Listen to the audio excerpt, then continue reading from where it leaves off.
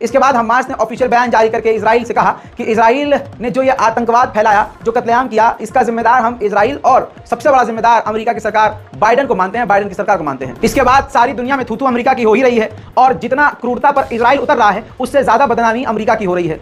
America ने इस कांड के बाद सफाई ये दी कि हमने ओके नहीं किया था। लंबे समय के बाद हमास ने शर्त रख दी है।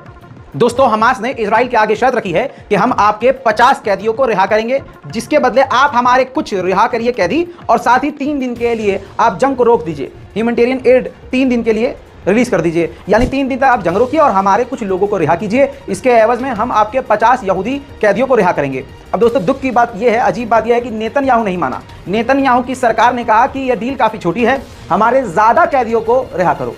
अब ऐसे में हमास राजी नहीं हो सकता, क्योंकि हमास जानता है कि जबान से पलटने में और वादा तोड़ने में इजराइल सबसे गंदा है। वहीं इजराइल के सेना ने अल शिफा में आखिरकार घुसपैठ कर ही ली। घुसपैठ करने के बाद इजराइल ने बताया कि हमने अल शिफा अस्पताल के अंदर कई सारे हमास के लड़ाकों को मारा है।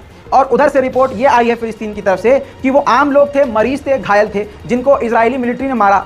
साथ ही ये भी इजराइल की मिलिट्री ने कांड किया कि वहां कुछ बच्चे जो मरीज थे, लोग जो मरीज थे, उनको भी जबरदस्ती अस्पताल से बाहर फेंक दिया। लेकिन सबसे बड़ा कांड इजराइल की सेना ने यह किया कि आंखों पर कई सारे मरीजों के पट्टी बांधकर अल शिफा अस्पताल से वो कहीं और दूसरी जगह पर ले गए। यानी लगातार वो किडनैपिंग भी कर रहा है, गोलीबारी भी कर रहा है, कत्लेआम भी कर रहा है, मकान भी तोड़ रहा है, जमीन पर कब्जा भी कर रहा है। अब जरा सोचने वाली बात यह है कि इजराइल ने खुद बताया इस रेड के दौरान कि अल शिफा हॉस्पिटल के अंदर हमें कोई जो है हॉस्टेज नहीं मिला है, हमारा जो कैदी है वो हमको नहीं मिला है। इससे पहले 4-5 दिन पहले तक यहूदी चीख रहे थे, एनिमेशन बनाकर 3D 4D एनिमेशन बनाकर दिखा रहे थे कि अल शिफा हॉस्पिटल के अंदर हमास ने हॉस्टेज बनाया हुआ है और कैदी यहूदियों को बनाकर रखा है। एक भी हॉस्टेज इजरायलियों के हत्थे नहीं चढ़ा, उल्टा आम लोगों को मारकर उनको हमास का बता रहा है इजराइल। अगर एक तरह से देखा जाए, इजराइल का एक और झूठ खुल गया, जो बार बार ये शोर मचा रहा था कि हमास के आतंकवादी जो हैं वो अस्पताल के अंदर हैं। अस्पताल के अंदर इस तरह का कोई इंसान नहीं मिला, न ही अस्पताल में कोई हॉस्टेज मिला। इसके बाद हमास ने ऑफिशियल बयान जारी करके इजराइल से कहा कि इजराइल ने जो ये आतंकवाद फैलाया, जो कत्लेआम किया, इसका जिम्मेदार हम इजराइल और सबसे बड़ा जिम्मेदार अमेरिका की सरकार बाइडेन को मानते हैं, बाइडेन की सरकार को मानते हैं। इसके बाद सारी दुनिया में थू थू अमेरिका की हो ही रही है और जितना क्रूरता पर इजराइल उतर रहा है उससे ज्यादा बदनामी अमेरिका की हो रही है। अमेरिका ने इस कांड के बाद सफाई ये दी कि हमने ओके नहीं किया था इजराइल की सेना को कि जाओ अल शिफा अस्पताल में घुस जाओ। ओके नहीं किया था, ऐसा अमेरिका की ज़बान कह रही है। इसका मतलब यह हुआ कि इजराइल इसके अलावा जो कुछ भी गाजा में कर रहा है, इसके लिए अमेरिका ओके कर रहा है। जेनोसाइड तभी हो रहा है ना। तो मैं अंतर्राष्ट्रीय कम्युनिटीज़ और नेताओं से यही अपील करूंगा कि प्लीज़ बाइडेन के खिलाफ भी इंटरनेशनल क्रिमिनल कोर्ट में लॉ सूट फाइल कीजिए जितना जल्दी हो सके। मेरे दोस्तों, आपको यह भी बताना चाहूँगा कि इजराइल ने बिना अमेरिका की माने, बिना किसी की सुने अस्पतालों में रेड करना शुरू किया है। अब यह मंजर वो मंजर है जब अल शिफा हॉस्पिटल के अंदर इजराइल की सेना घुसी थी।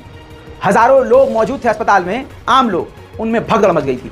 जाहिर सी बात है, इजराइल की सेना सीधा गोली मारती है और आम लोगों को मारती है। ये सारा कांड करने के बाद इजराइल की सेना को समझ में आ गया कि बहुत बड़ी गलती कर दी और इस पर अमेरिका घिरेगा। जिसके बाद अल शिफा हॉस्पिटल में कुछ घंटों के बाद उसने मदद पहुंचाना शुरू कर दिया बच्चों के लिए, प्री मैच्योर बच्चों के लिए और जो वक्त से पहले पैदा हुए हैं बच्चे, उनके लिए ऑक्सीजन, झूले जैसी चीज़ें, खाना पानी, दवाइयाँ, इन तरह की तमाम चीज़ें आप देख सकते हैं इजराइल की मिलिट्री अल शिफा हॉस्पिटल के अंदर पहुंचा रही है। और ये सब इसलिए किया इजराइल की सेना ने और इजराइल की गवर्नमेंट ने क्योंकि अल शिफा हॉस्पिटल के अंदर इनको कुछ भी संदिग्ध नहीं मिला।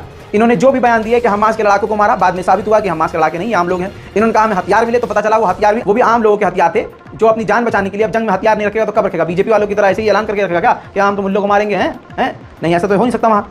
बहरहाल दोस्तों, ये तस्वीर आपने देख लिया। पूरी तरह से अपने इमेज को साफ करने के लिए इजराइल ने मदद गाजा के अस्पताल में पहुंचाई और इसके बाद अस्पताल के अंदर से इजराइल की सेना बाहर निकल गई, कुछ नहीं मिला उसे। उधर इजराइल का तुरंत अस्पताल से बाहर निकलना और मरीजों और बच्चों को तुरंत मदद देना, उसके पीछे एक बड़ी वजह थी। जब इजराइल की सेना अल शिफा हॉस्पिटल में घुस रही थी तो उसी वक्त सेम उसी टाइम में अमेरिका में व्हाइट हाउस के बाहर लोग बाइडेन के खिलाफ नारेबाजी कर रहे थे। सुनिए।